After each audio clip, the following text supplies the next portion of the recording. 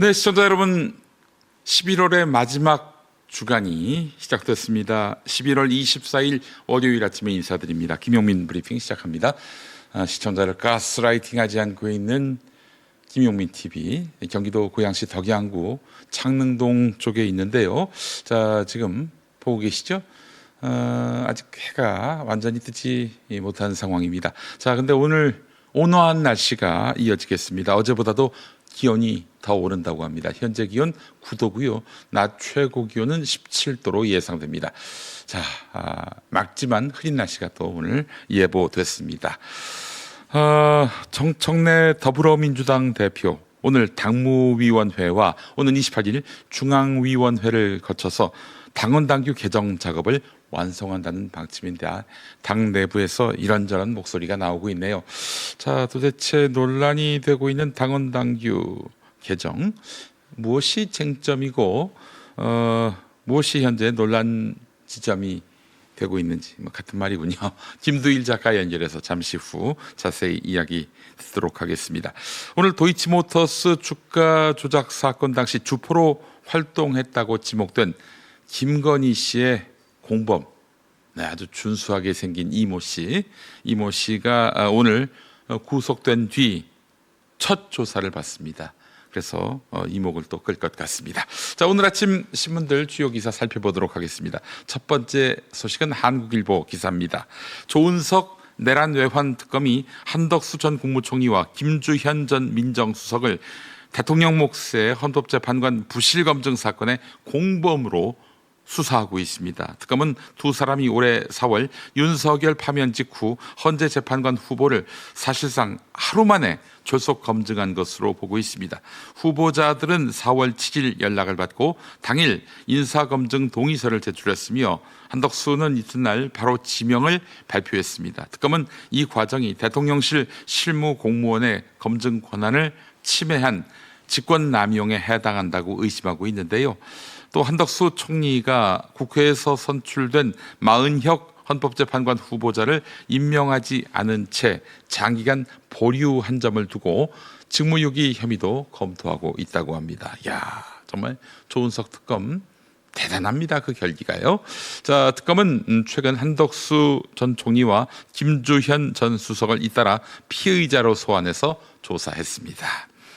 다음 소식입니다. 김건희가 통일교 측에게서 받은 샤넬 가방을 다른 제품으로 교환한 정황이 구체적으로 드러났습니다. 한겨레가 보도하고 있는데요. 김건희 수행비서였던 유경옥 전 행정관, 원 아내 얼굴입니다. 예. 유경옥의 업무 수첩에는 804만 원 블랙 라지, 730만 원 화이트 등 교환 대상으로 보이는 제품의 색상 가격이 자세히 적혀 있었고 특검은 이를 김건희가 직접 교환을 지시한 정황으로 보고 있습니다. 특검에 따르면 김건희는 2022년 4월과 7월 통일교 윤영호 전 본부장으로부터 각각 802만 원 그리고 271만 원 상당의 샤넬 가방을 받았고 두 가방을 유경옥을 통해서 총 3개의 다른 샤넬 가방과 구두로 교환했습니다. 또 윤영호가 김건희와 통화한 다음 여사님이 선물을 좋아하신다라는 내용의 문자 메시지가 오간 사실도 확인됐습니다. 특검은 김건희가 선물에 감사하며 정부 차원에서 통일교를 돕고 있다라고 말한 점 등을 들어 금품 수수의 대가성이 있다고 판단하고 있습니다. 이런 김건희를 위해서 기도해 주신 김장환 목사님 부끄럽지 않습니까? 당신은? 도대체 통일교를 이렇게 비호했던 김건희를 위해서 축복 기도를 했어요. 부끄럽지 않습니까? 동상 세울 만한 그런 가치 있는 삶을 살았다고 생각하세요? 자, 다음 소식입니다. 동아일보 보도죠? 네, 정부가 국가 건강검진의 흉부 엑스레이 검사 대상을 현행 20살 이상에서 최대 65세 이상으로 높이는 방안을 검토하고 있습니다. 보건복지부는 다음 달 열리는 국가건강검진위원회에서 40세 이상, 50세 이상, 65세 이상 중 하나로 상향하는 안을 논의할 예정입니다. 최근 5년 동안 흉부 엑스레이 수검자 8,287만 명 중 폐결핵 진단자는 4,539명, 진단율은 0.05%에 불과했고 미진단자 검사비는 5,476억 원에 달해서 비용 대비 효율성 문제가 제기됐습니다. 의료계에서도 의견이 갈립니다. 폐결핵 발생률이 줄어들고 있고 민감도가 낮아서 검사 대상을 줄여야 한다는 주장이 있는 반면에 엑스레이로 다른 종양이 발견되는 경우도 있기 때문에 축소에 신중해야 한다, 이런 반론도 나옵니다. 복지부는 고위험 직종 종사자는 나이에 관계없이 검진 대상으로 유지하는 방안도 검토하고 있습니다. 다음 소식도 동아일보 기사입니다. 국가정보원이 최근 4급까지 실무자 인사를 마무리한 가운데 12산 비상계엄 관련 공직자 조사를 위한 헌법 존중 정부혁신 TF가 본격 가동됐습니다. 국정원은 이미 이종석 원장 취임 이후 내부 감찰을 통해서 비상계엄 연루 여부를 파악했고 그 결과가 이번 인사에 반영된 것으로 알려졌습니다. 특히 윤석열 정부에서 임명된 1급 간부 일부가 유임되며 기존의 전면 교체 관행과 달라진 모습도 보였습니다. 앞서 조태용 전 국정원장이 비상계엄 선포 사건으로 구속된 가운데 국정원은 내란 외환 정보 수집 기능이 당시 제대로 작동하지 못했다고 인정하고 관련 자료를 특검에 제출했습니다. 한편 여야는 TF 운영 방식을 두고 충돌하고 있는데 민주당은 진상조사를 막기 위한 방탄 프레임이라고 국민의힘을 비판하고 있는 반면 국민의힘은 공무원 감시 체계를 만드는 공산주의식 통제라며 반발했습니다. 내란과 외환이 공산주의식 행태는 아닌가? 본인들이 잘해놓고 그딴 소리를 해야지. 정말 사악하기 짝이 없는 이 내로남불 환자들 빨리 처사시켜버려야 합니다. 자, 다음 소식도 보겠습니다. 마지막 소식인데요. 머니투데이 소식입니다. 정부가 추진해온 법정 정년 연장, 60세에서 65세로 연장하는 입법이 해를 넘길 가능성이 커졌습니다. 더불어민주당 정년 연장 특위 내부에서도 의견 차이가 커서 논의가 원점으로 돌아가기를 반복하고 있는데요. 노동계가 주장하는 65세 정년 연장과 경영계의 재고용 확대 방안이 평행선을 그리면서 접점을 찾지 못하고 있습니다. 정부는 2029년부터 3년마다 1년씩 정년을 높여서 2041년 65세를 완성한다는 방안을 제시했지만 양측 모두 반대해서 진전이 없는 상황입니다. 국회에는 재고용 선택제, 다자녀 가구 정년 연장 등 10여 개의 법안이 올라와 있지만 여당도 내년 지방선거를 앞두고 청년층 반발을 의식하며 적극 추진을 하고 있는 모습입니다. 고용노동부는 연내 입법 목표는 변함없다라고 밝히고 있지만 현실적으로 올해 중 국회 처리는 쉽지 않아 보입니다. 자, 오늘 아침 신문 기사 살펴봤습니다. TV 뉴스 리뷰로 이어가죠. G20 정상회의 첫날 남아공 대통령 제안으로 전격 채택된 정상선언문. 2026년 미국, 2027년 영국에 이어 2028년엔 우리나라가 G20 의장직을 수임한다는 내용이 명시됐습니다.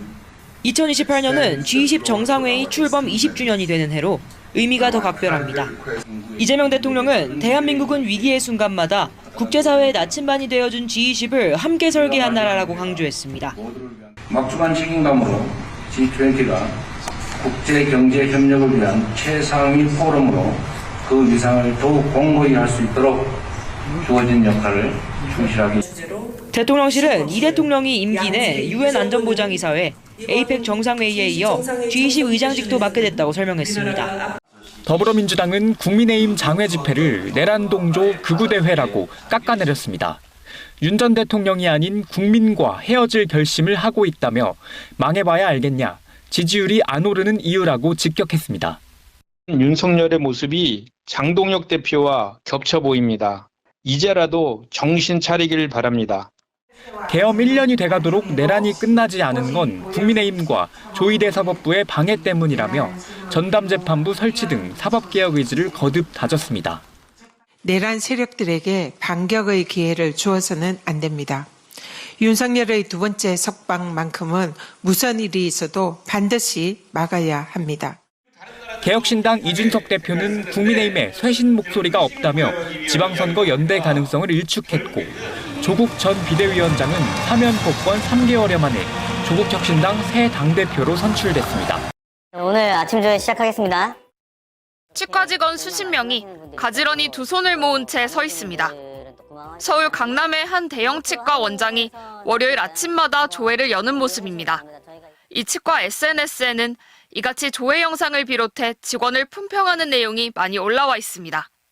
입사 한 달이 지나면 50만 원, 세 달이 되면 100만 원을 지원금으로 준다며 신입을 모집하는 이 치과. 정작 한 직원이 입사 전 고지된 것과 근무 내용이 다르다며 출근 이틀 만에 퇴사하겠다고 하자 손해배상으로 180만 원을 청구했습니다. 치과 측이 직원 출근 첫날 퇴사를 한 달 전에 통보하지 않으면 월급 절반을 배상해야 한다는 약정을 하게 했기 때문입니다.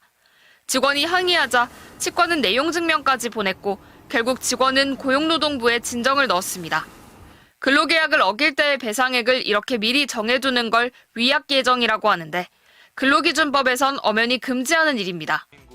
지난 2017년 등장해 아이돌 가수 등을 광고 모델로 내세워 전국 500여 곳의 가맹점을 모은 고기 뷔페 브랜드 명륜 진사갈비. MBC는 가맹본부인 명륜당이 가맹점주들에게 사실상 고금리 불법 대출을 해왔다는 의혹을 연속 보도했습니다. 대부업 사무실이더라고요. 계약서 갖고 오는데 이게 딱 보는 순간에 이제 이자 15%가 돼 있는 거예요.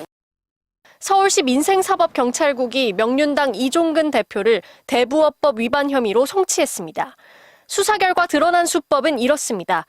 명륜당이 은행에서 운영자금이나 시설자금 명목으로 연 3, 4% 저금리로 돈을 빌려 자회사와 대부업체들을 거쳐 명륜 진사갈비 가맹점주들에게 연 최대 15%에 이르는 고금리로 대출해 준 겁니다.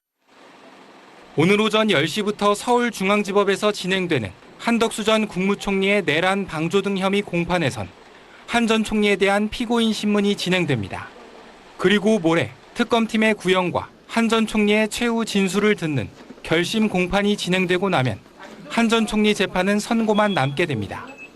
지난 9월 첫 공판 준비 기일 이후 2개월 만입니다. 앞서 재판부는 내년 1월 21일 또는 28일에 선고할 예정이라고 밝힌 바 있습니다.